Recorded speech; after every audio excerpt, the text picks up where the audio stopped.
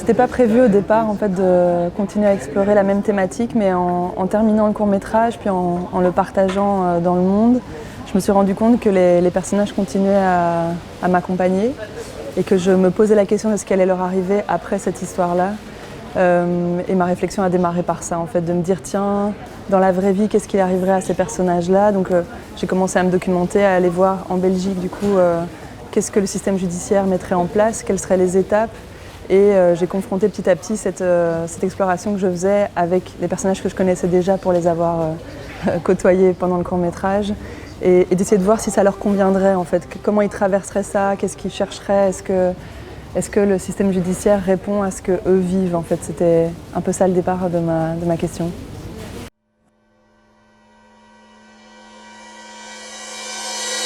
Le court-métrage, en fait, ce sont les 15 premières minutes du film que vous avez vues. Donc c'est exactement la même chose, les 15 premières minutes. C'était plus concentré sur la relation téléphonique entre les deux femmes, en fait, le court-métrage. Mais en abordant l'idée de faire le long, je me disais, j'ai envie de fabriquer un récit qui donnerait justement ces trois points de vue, ou même au-delà du point de vue, c'est ces trois... En fait, d'accompagner les trois personnages dans ce qu'ils vivent et avec leurs questions à chacun. C'est-à-dire que je pense que pour Ali, sa question, c'est plus... qu'est-ce qu'elle trouve comme réponse dans la justice et sinon ce qui la préoccupe elle, c'est la réparation, c'est l'idée de réparation, donc comment elle traverse ça pour le personnage masculin d'Harry. Ce qui m'intéressait, c'était comment il se raconte ce qu'il a agi, comment il le raconte aux autres aussi, comment il annonce à sa mère, comment tout ça. J'étais curieuse en fait de voir comment ce personnage-là se représentait ce qui s'était passé. Et est-ce que des choses pouvaient, à un moment donné, le mettre en mouvement, le faire évoluer sur son point de vue, sur ce qu'il a agi, lui. Et puis pour le personnage de Anna, donc l'opératrice, c'était un peu différent. Ce qui m'intéressait, c'est que j'avais un espèce de pressentiment qu'elle voudrait continuer à faire partie de cette histoire, ce personnage-là. Et ça m'intéressait de travailler l'idée du témoin, en fait, de celui qui a été là pour entendre quelque chose et qui a quelque chose à donner après, qui veut continuer à faire partie de l'histoire au-delà du rôle institutionnel qui est terminé, quoi, où elle a fait son travail et c'est fini. Et j'avais envie de créer un récit où ces trois histoires-là puissent être mises en parallèle parce que c'est plus complexe, mais c'est ça que je voulais faire.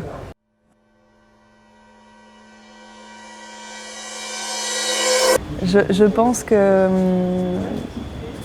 c'est un moyen de digérer ensemble, c'est-à-dire que ces femmes s'entraident. Je ne trouve pas que c'est une solution à la problématique, mais ça leur permet de survivre, ça leur permet de trouver de l'humour, de trouver une façon en fait, de continuer à vivre avec ce qui leur est arrivé.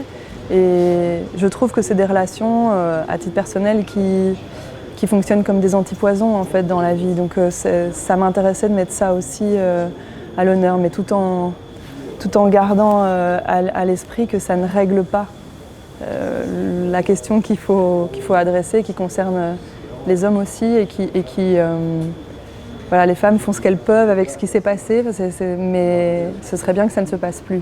C'est ça un peu.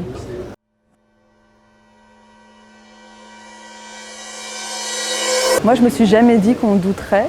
Mais je sais que c'est le cas parce que je l'ai compris aux lectures, etc. Mais je trouvais que c'était important de créer un personnage qui n'est pas une victime parfaite, parce qu'en fait ça n'existe pas et que c'est un problème, c'est que la justice a besoin des preuves et a besoin des éléments pour pouvoir avancer. Mais c'est demander énormément à des gens qui viennent de traverser quelque chose de très dur et qui n'ont pas, à mon sens, le devoir de répondre à ce que la justice a besoin en fait. Et moi, je voulais fabriquer un personnage qui continue de s'appartenir, qui continue d'avoir son propre agenda sur sa propre vie. Et c'est pas parce qu'elle a vécu ça qu'on a le droit de lui imposer de répondre pour pouvoir la considérer comme victime, sinon elle ne veut...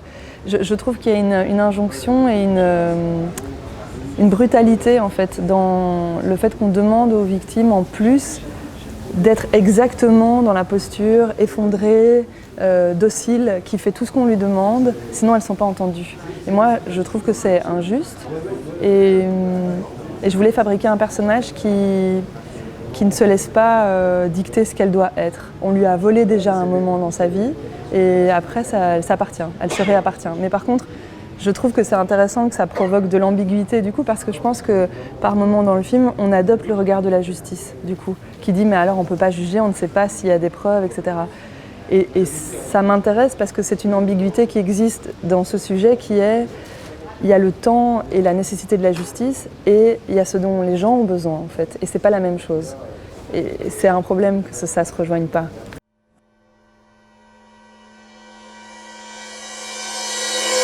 En fait, il y avait l'idée qu'on a réfléchi autour de ça en se disant tiens, c'est amusant, souvent dans les films, les gens ont extrêmement changé quand le temps passe et dans la vie, c'est pas tant que ça. Et puis moi, dans ce que j'imagine qui s'est passé dans ces 2 ans-là, j'ai imaginé que ça a mis du temps déjà juste d'apaiser certaines choses, ça a mis du temps donc j'imaginais pas les rendre complètement... Après, Dari, par exemple, le personnage masculin, il a les cheveux beaucoup plus rasés, mais je pense que c'est des détails parce que dans la vie, on change, à mon sens, plus un tout petit peu que moi, il y a 2 ans, j'avais la même coupe de cheveux, donc je me disais, on va pas commencer à faire quelque chose d'extravagant.